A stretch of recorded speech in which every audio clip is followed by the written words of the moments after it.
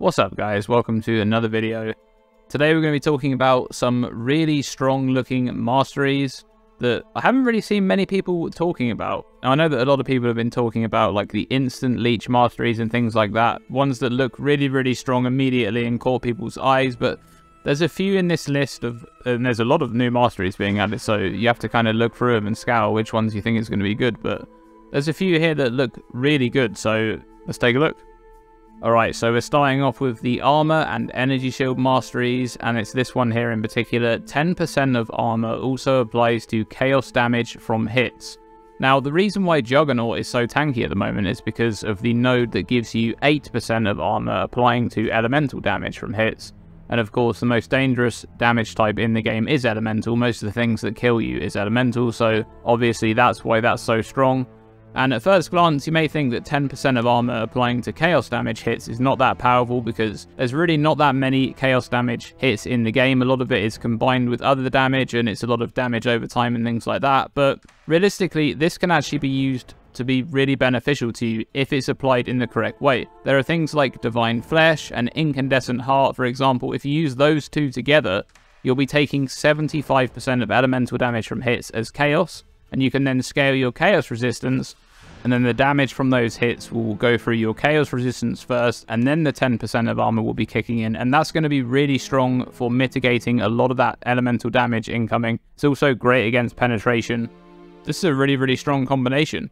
But it doesn't stop there, because you could actually use this new mastery on Juggernaut itself, because if you already have the Unbreakable node selected and you're already applying 8% of your armor to elemental damage, you can actually use Divine Flesh on Juggernaut with this new mastery. And how this works now is that whenever you take elemental damage, half of it is going to be taken as chaos and the other half is going to be taken as that elemental damage. And your armor is actually going to be applied to those damage values separately. So for example, if you took 1000 damage and 500 of it went to chaos and 500 of it is taken as a particular element, let's say fire, then the 500 damage will be applied for the chaos mastery and 10% of your armor will be applied to that. And then for the 500 damage that's taken as fire, 8% of your armor will be applied to that because of Unbreakable. So that means that you're going to be massively reducing the amount of damage you take just by using this combination of mechanics.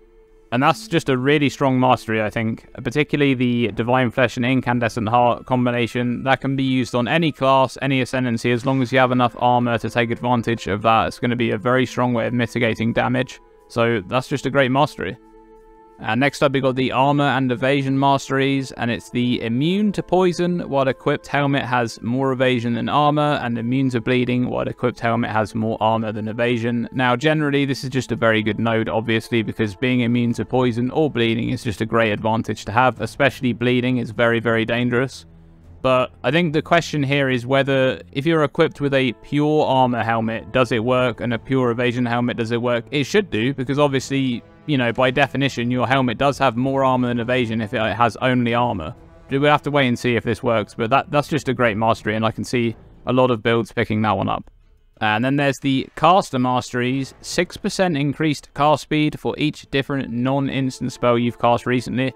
This is just a great mastery. I saw this first glance, I didn't really think much of it. Read it again. This is actually going to be great for any build that is self-casting, because most of those builds have maybe 3, 4, 5, or even more spells that they cast themselves. Things like movement skills. You got your main skill, maybe some setup skills. It could be a 2-button build, for example, like Detonate Dead or something like that. You may have a curse skill. You may have a skill that gives exposure.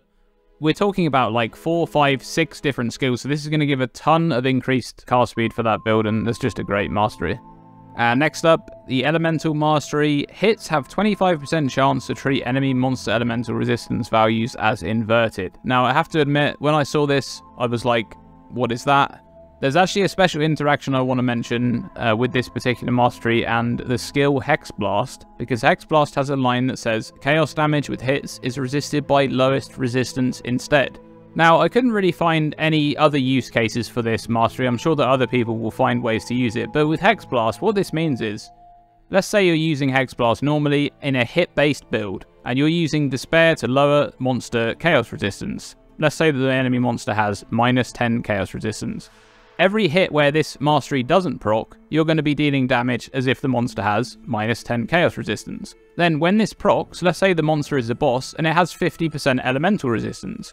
It's going to proc and it suddenly has -50% elemental resistance, and that's going to be a massive increase in your damage. You can actually take this one step further as well, because you can use the Eye of Malice unique helmet. Now this has a unique modifier: nearby enemies have 50% increased fire and cold resistance.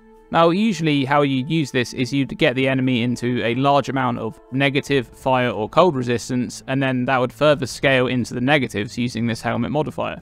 But let's say you're using it with the mastery and with the example that we used before. The enemy boss now has 75% fire and cold resistance, and whenever this procs, they have -75% fire and cold resistance, and that's going to be a huge increase to your hit damage. And lastly, we've got Fire Masteries. Critical strikes do not inherently ignite, 100% increased damage with hits against ignited enemies. And I had to do a bit of a double take on this one because I'm not really sure why the increased damage is so high on this. This would have been a good mastery if it was half as much increased damage, but it's 100% increased damage of hits against ignited enemies. It's just a great pickup for any hit-based fire build. Realistically, it could be used with any hit build, really, as long as you have a way to ignite. So you just need a tiny portion of fire damage and a bit of ignite chance, and you're golden, really. Any heat shiver build will love to pick this up because it's generic increased damage, not just fire damage. And yeah, this is just a crazy good mastery. So massive amounts of damage for 1 point there for any fire-based hit build that will already be spec'd into fire clusters. And there it is, 5 masteries that I think are really strong that I haven't seen many people talking about. What do you guys think? Let me know down in the comments below. Have I missed out some of the really strong masteries? Let me know what you think. I'm Dreamcore, and as always, stay tuned and stay safe.